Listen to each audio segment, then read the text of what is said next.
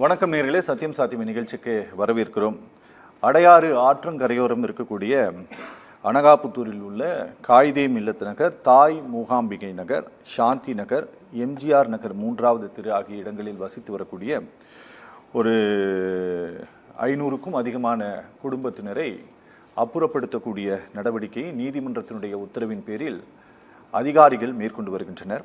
இந்த நடவடிக்கைக்கு அந்த பகுதியில் வாழக்கூடிய மக்கள் வீடுகளை இடிப்பதற்கு எதிர்ப்பு தெரிவித்து தங்களுடைய போராட்டத்தை பதிவு செய்து வருகின்றனர். இந்த சூழலில் தமிழ்நாடு அரசாங்கத்தினுடைய நகராட்சி நிர்வாகம் மற்றும் குடிநீர் வழங்கல் துறை சார்பில் அறிக்கை ஒன்று வெளியிடப்பட்டிருக்கிறது. குறிப்பாக அடையாறு நதியை முழுவதுமாக புனரமைத்து கரையோரம் இருக்கக்கூடிய பகுதிகளில் கழிவுநீர் கலப்பதை முழுதுமாக தடுத்து நீர்வாழ் உயிரினங்கள் வாழக்கூடிய ஒரு சிறந்த சூழலை உருவாக்க வேண்டும் என்பதற்காகவே இந்த குடியிருப்புகளை அப்புறப்படுத்தக்கூடிய நடவடிக்கை மேற்கொள்ளப்படுகிறது. இது மிகவும் அவசியமானது. இந்த மறு குடியமர்வு என்பது மிகவும் அவசியமானது என்றும் அரசாங்கத்தினுடைய இந்த நடவடிக்கைக்கு அனைவரும் ஒத்துழைக்க வேண்டும் என்று ஒரு வேண்டுகோள் விடுத்து ஒரு அறிக்கையை இன்று வெளியிட்டிருக்கிறது நகராட்சி மற்றும் குடிநீர் வழங்கல் துறை. இதை பற்றிய பேச இருக்கிறது இந்த அமர்வு. எந்த ஆற்றின் கரையோரம் இருக்கக்கூடிய மக்கள் அகற்றப்படுகிறார்களோ அதே ஆற்றுக்குள் அடுக்குமாடி குடியிருப்புகளை கட்டுவதற்கும் இதே அரசாங்கம் அனுமதித்திருக்கிறது என்ற ஒரு குற்றச்சாட்டை அங்கு வாழக்கூடிய மக்கள் முன்வைக்கின்றனர். உண்மையில் பாரபட்சத்தோடு இந்த நடவடிக்கையை இந்த அரசாங்கம் மேற்கொள்கிறதா என்ற கேள்வியை முன்வைத்து இந்த மேடை நகர இருக்கிறது. 5 விருந்தினர்கள் பங்கேற்கிறார்கள் இந்த அமர்வில். பூவுலகின் நண்பர்கள் அமைப்பு சார்பில் பங்கேற்கிறார் வழக்கறிஞர் வெற்றி செல்வன். சற்று நேரத்தில் நம்மோடு இணைகிறார்கள் மே 17 இயக்கம் சார்பில் திரு திருமுருகன் காந்தி. இந்த வழக்கில் ஆஜராகி வரக்கூடிய வழக்கறிஞர் சுபாஷ், அந்த பகுதியில் குடியிருக்கக்கூடிய குடியிருப்பு வாசி திரு சாதிக் பாஷா, ஃபைரா அமைப்பினுடைய தலைவர் திரு ஹென்றி சற்று நேரத்தில் நம்மோடு இணைய உள்ளனர். ஹென்றி சார் வணக்கம். ஹென்றி சார் வணக்கம், நான் பேசுறது கேக்குதா? சார் வணக்கம், கேக்குது சார். அந்த இந்த வீடியோ போடுங்கப்பா, இன்னொரு வீடியோ போடுங்க. ஹென்றி சார் வணக்கம். சார் உங்களுக்கு இந்த அனகாபுத்தூர் இஷ்யூ நல்லா தெரியும் நினைக்கிறேன். அமுதா ஐஏஎஸ் வந்து காஞ்சிபுரத்தினுடைய மாவட்ட ஆட்சியராக இருந்த போது 2015 இந்த நடவடிக்கையை வேகப்படுத்தினாங்க. உங்களுக்கு நினைவு இருக்குன்னு நினைக்கிறேன் சார். நிச்சயமா சார். இந்த விவகாரத்தை பொறுத்தவரை, இந்த அனகாபுத்தூர் இஷ்யூவை பொறுத்தவரை இவங்க என்ன சொல்றாங்கன்னா, ஆற்றின் கரையோரம் இருக்கக்கூடிய பகுதிகளை இவங்க இடிக்கிறாங்க. ஆற்று உள்ளார வந்து குறிப்பிட்ட காசா கிராண்ட் அப்படிங்கிற ஒரு நிறுவனத்திற்கு சொல்றாங்க. சார், இப்படி பாரபட்சமாக நடவடிக்கையை அரசாங்கம் எடுப்பாங்களா? எடுப்பதற்கான வாய்ப்புகள் இருக்கா? அதாவது சார், இப்போ தோழர்கள் அத்தனை பேரும் பேசுனதை நான் ரொம்ப கவனமா கேட்டேன். இதுல என்னன்னா, முதல்ல அந்த வீடியோ போடுங்க. காசா கிராண்ட் நிறுவனம் இல்லைன்னா வந்து ஆக்கிரமிப்பாளர்கள் அப்படிங்கறத தவிர்த்துட்டு நம்ம முதல்ல இதுல என்ன நடந்திருக்கு சார். கேக்குதுங்களா? Okay okay. அதாவது சார், இந்த அடையாறு ஆறுங்கிறது பொதுவா செம்பரம்பாக்கம் ஏரிக்கு பக்கத்துல மணிமங்கலம்னு ஒரு ஊர் இருக்கு சார். அங்க துவங்கி அடையாறுல வங்காள விரிகுடாவில கலக்குது. 42.5 கிலோமீட்டர் மொத்தமா அந்த ஆற்றினுடைய பரப்பளவு. நீங்க வந்து பாத்தீங்கன்னா தமிழகத்துல 1,30,058 சதுர கிலோமீட்டர் பரப்பளவு உள்ள நம்ம மாநிலத்துல 1,06,000 நீர்நிலைகள் இருக்குது சார். சரி. இந்த 1,06,000 நீர்நிலைகள்ல ஒருங்கிணைந்த காஞ்சிபுரம் மாவட்டத்துல மாத்திரம் 909 ஏரிகள் உட்பட நீர்நிலைகள் இருக்குது சார். அதுல முக்கியமான 3 ஆறுகள்ல இந்த அடையாறுங்கிறது மிகப்பெரிய ஒரு ஆறு. இந்த ஆறு வந்து 42.5 கிலோமீட்டர் நீளத்துல வந்து நமக்கு வருது. சரி. இந்த நகரம் வந்து பாத்தீங்கன்னா கிட்டத்தட்ட ஒரு 860 சதுர கிலோமீட்டர் பரப்பளவு உள்ள நம்முடைய சென்னை நகரத்துல பல நீர்நிலைகளும் கழிவுகளும் அங்க சுத்திகரிக்கப்படுது சார். சரி. இப்ப இந்த அடையாறு ஆறு ஆற்றல் கரையை வந்து பாத்தீங்கன்னா வெறும் அந்த ஆறோட பரப்பளவு மட்டும் இல்லாம ஆற்றங்கரையில இடது வலது 2 பக்கங்களுமே அடையாறு ஆற்றினுடைய புறம்போக்கு நிலங்கள் இருக்குது சார். சரி. அந்த புறம்போக்கு நிலங்கள் வந்து இன்னைக்கு உருவாக்கப்பட்டதல்ல, 1911 செட்டில்மெண்ட் பட்டாவிலேயே கொண்டு வரப்பட்டது சார். ஆக்சுவலி நம்ம சென்னை மாகாணத்தினுடைய அந்த நில அளவை பாத்தீங்கன்னா 1814 இருந்து 37 வரைக்கும் ஆக்சுவலி வந்து சர்வே பண்ணது சார். அந்த சர்வேலயே இந்த விவரங்கள் அனைத்தும் தெளிவாக அடங்கி இருக்கிறது.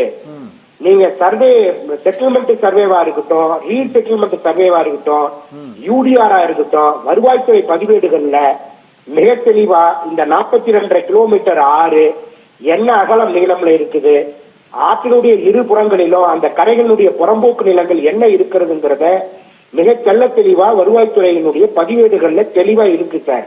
இருக்கு. இப்ப பிரச்சனை என்னன்னா, நமக்கு அனகாபுத்தூர்ல இருக்கிற இந்த டோபிகானா நகரு, அப்புறம் உங்களுக்கு சாந்தி நகரு, நேதாஜி நகரு, காயிதே மில்லத் நகரு, எம்ஜிஆர் நகரு, ஸ்டாலின் நகர் போன்ற ஒரு 6-7 நகர்கள்ல கிட்டத்தட்ட ஒரு 25-30 ஆண்டுகளுக்கு மேலாக அங்க குடியிருக்கக்கூடிய அந்த பொதுமக்களை அவர்களுக்கு அடிப்படை உரிமைகள் என்ன, வரி, அந்த வீட்டு வரியை அரசு கொடுத்துருச்சு.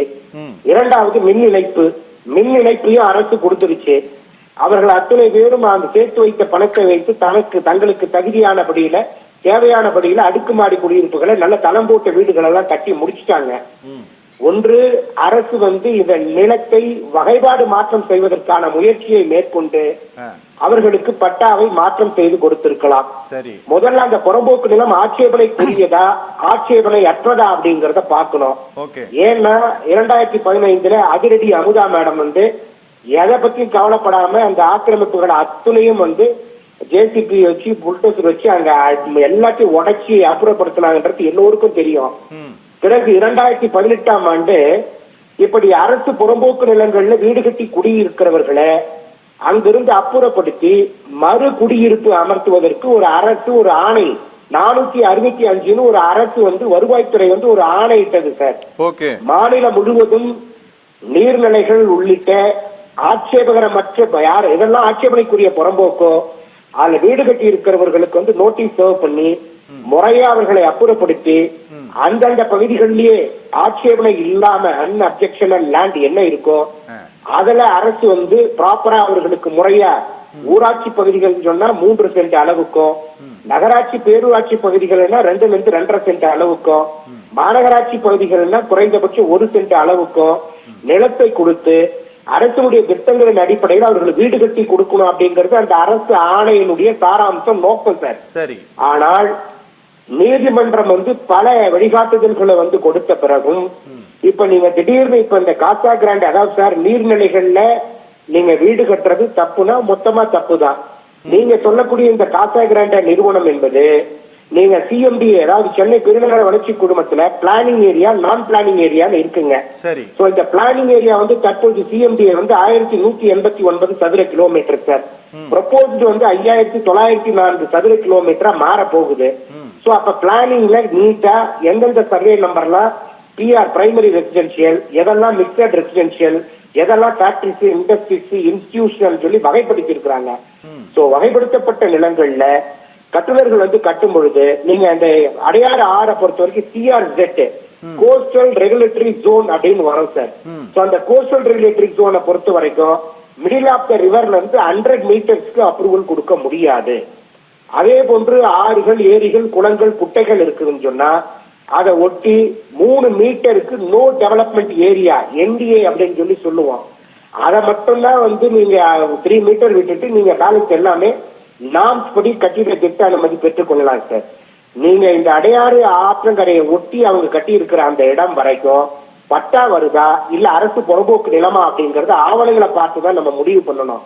எது எப்படி இருந்தாலும் நீங்க இப்ப நம்முடைய எனக்கு முன்னால் பேசிய தோழர்கள் அதே போன்று அங்க அகற்றப்பட்ட கிட்டத்தட்ட ஒரு 700 குடியிருப்புகள் அகற்றப்பட உள்ளதாக நான் செய்திகள்ல பார்த்தேன். அந்த 700 குடியிருப்புகள் வாசிகளும் அவர்கள் மனம் என்ன குமுறாங்கன்னா, எங்களுக்கு அருகில் ஒரு கார்பரேட் நிறுவனம், மிகப்பெரிய ஒரு கட்டுமான நிறுவனம் வீடு கட்டுது, நாங்க எங்க அருகில் இருக்கிறதுனால எங்களை அப்புறப்படுத்தினா மட்டும்தான் அவர்களுக்கு அதை விலை கூட விற்க முடியும், நேர்த்தியா விற்க முடியும், உடனடியா விற்க முடியும்ங்கிறதுனால அப்படி அப்புறப்படுத்துறாங்க அப்படின்னு சொல்லி சொல்றாங்க. அது மார்க்கெட்டிங் ஆஸ்பெக்ட்ல அதுவும் ஒரு புறம் உண்மையாக கூட இருக்கலாம், அதுல மாற்று கருத்து இல்ல. ஆனால் அந்த ஆக்கிரமிப்பாளர்களை அவர்கள் அகற்றி எங்கேயோ போயிட்டு நகர்ப்புற வாழ்விட மேம்பாட்டு வாரியம் சொல்லி ஸ்லம் கிளியரன்ஸ் போர்டு முன்னாடி சொல்லுவாங்க. அந்த குடியிருப்புகள்ல அடைச்சிட்டோம்னா எப்படி இங்க இருக்கக்கூடிய சென்னையினுடைய மையப்பகுதிகளில் இருந்தவங்களா கொண்டு போய் கண்ணகி நகர்லயும் செம்மஞ்சேரியில போட்டுட்டு அவங்களுடைய அடிப்படை தேவைகளுக்கு வேலை வாய்ப்பு இல்லாம கஷ்டப்பட்டு பல குற்றவாளிகள் உருவானார்களோ, அது போலதான் இந்த பிரச்சனைகளை வந்து நேரிடுவதற்கு வாய்ப்பா இருக்குன்றது என்னுடைய பார்வை சார். அதனால அரசு கவனத்தில் கொண்டு அவர்களை அப்புறப்படுத்தும் பட்சத்துல அருகிலேயே இருக்கக்கூடிய ஆட்சேபகரமற்ற புறம்போக்கு நிலங்கள்ல அரசாணைப்படி இப்ப கூட அதே அதிரடி அமுதா மேடம் தான் நான் பேசுறது கேக்குதா உங்களுக்கு? ஒரே ஒரு நிமிஷம் வரேன், உங்ககிட்ட திரும்ப வரேன், ஒரே ஒரு நிமிஷம்.